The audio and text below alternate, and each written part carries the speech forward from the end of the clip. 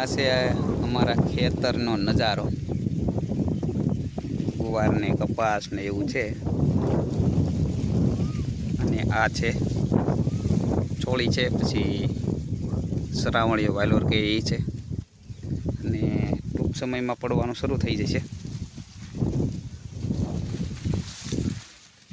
આમ છે.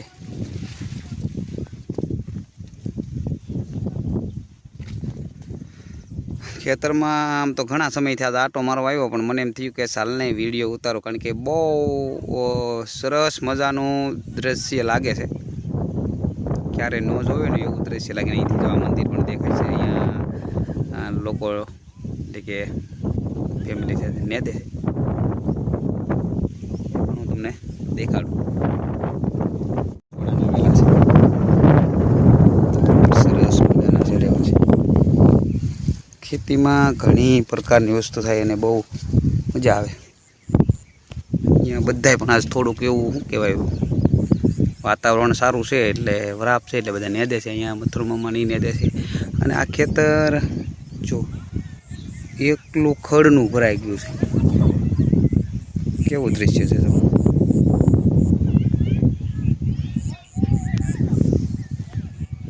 ખબર હોય તો શ્રાવણી જે વાયલોર કહે ને એ આ ટૂંક સમયમાં આવતી થઈ જાય, ફૂલ ઉગડી જાય. આમનો અત્યારે ભાવ તો બહુ હોય છે. જુઓ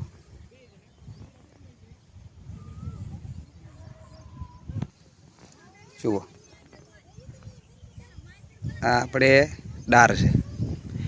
એટલે મારું ખેતર તમને આખું દેખાડી દઉં. જો કે પંકજભાઈ અમારે જે વિડીયો બનાવતો હોય એને લગભગ તો આખું ખેતર દેખાડી દીધું હોય. જુઓ આ બાજરી છે. થોડુંક મોડું થયું છે એટલે એટલી બાજરી થઈ છે. અને આ શેઢામાં છે ને એ આપણે છે સેમર. અહીંયા આપણે આ મથુરમામાં ભવા હતા ને એ 2 જણા નેદે છે. ને તમે ઓળખતા થશો, આપણે આ ચૌહાણ પરિવારના ભુવાજી છે આપણે. ને ખડ થોડુંક વધારે થઈ ગયું એટલે 2 જણા રાત ને દિવસ નેદે છે. ખડ બળ કેવું છે? ખડ કેવું છે? ખડ બહુ થઈ ગયું છે એમ કહે છે. તો તમે જોઈ શકો છો કે આવું ખડ હતું. જોવામાં બાજરી તો દેખાતી નથી હો. કાલે વરાપ હતી એટલે નેદાઈ ગયું. આજ થોડુંક એવું નેદવાનું બાકી. જુઓ આ કંઈ ડીજેના સેટ બેટ નથી, દાડિયા તરીકે નેદેવા આવેલા છે. આ ફેમિલી છે. તમે આમ વિડીયો જોઈ શકો. તમે કાંઈ વિડીયો આવતા હોય ને આલો યુટ્યુબ ફેમિલીની આ બધા વિડીયોવાળા છે. પણ આ તો હું એક વિડીયો ખાલી આપણે બતાવું. અહીંયા પણ ઘણું બધું ખરું. આમ તમે જોવો તો ખરા એકવાર. આમાં કાંઈ દેખાય કચ્છું જ દેખાતું નથી.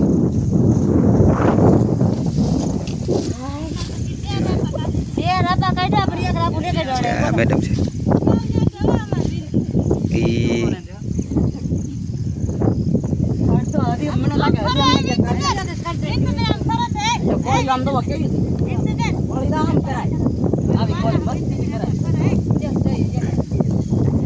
એટલે શું છે આ યુટ્યુબ ફેમિલી બધા વિડીયોમાં નથી આવતા ને એટલે થોડી શરમ લાગે છે.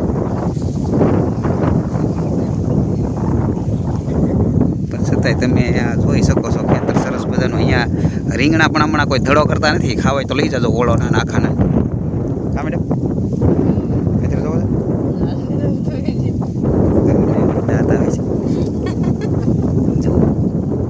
એટલે આ આપણે છે ને વિડીયો બનાવવામાં ન હાલે.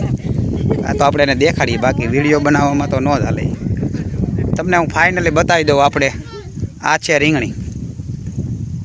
જો કારણ કે આમથી મોટી વાતો કરતા હોય પણ વિડીયોમાં કેમેરો સામો આવે ને એટલે બધું આવી જાય. એટલે કંઈ ન આવડે.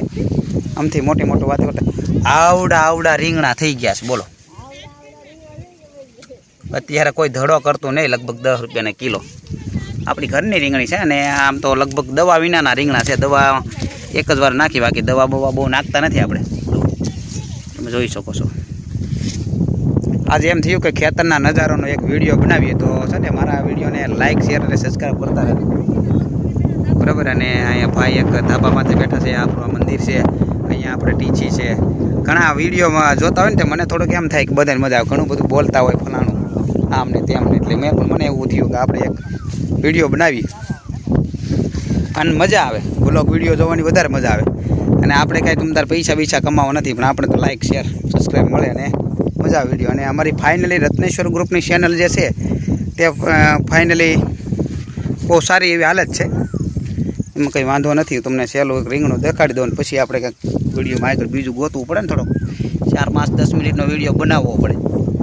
અત્યારે બધા યુટ્યુબમાં પૈસા કમાવા માટે અને ઘણી બધા વિડીયોમાં મહેનત કરતા હોય છે, જેનું માર્કેટ આજ પિક્ચરમાં નથી, નકર ફિલ્મી લાઇનમાં પણ વધારે લોકો કામ કરતા હોય. એટલે આવું છે બધું. જો આમ રીંગણા આમ તોડીને ફગાઈ નાખ્યા. જો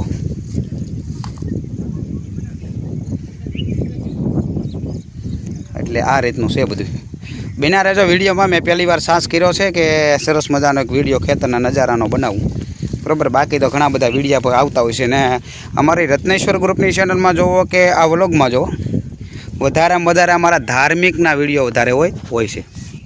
કારણ કે અમને વધારે પડતો એમાં રસ હોય છે, અને અમારા કાર્યક્રમો વધારેમાં વધારે કાર્યક્રમો હોય તો એ અમારી ધાર્મિક લાઈન છે. અને એક હમણાં નવી ચેનલ પણ અમારા પંકજભાઈ કરી, એ માત્ર ડીજે ઓપરેટિંગની કરેલી છે.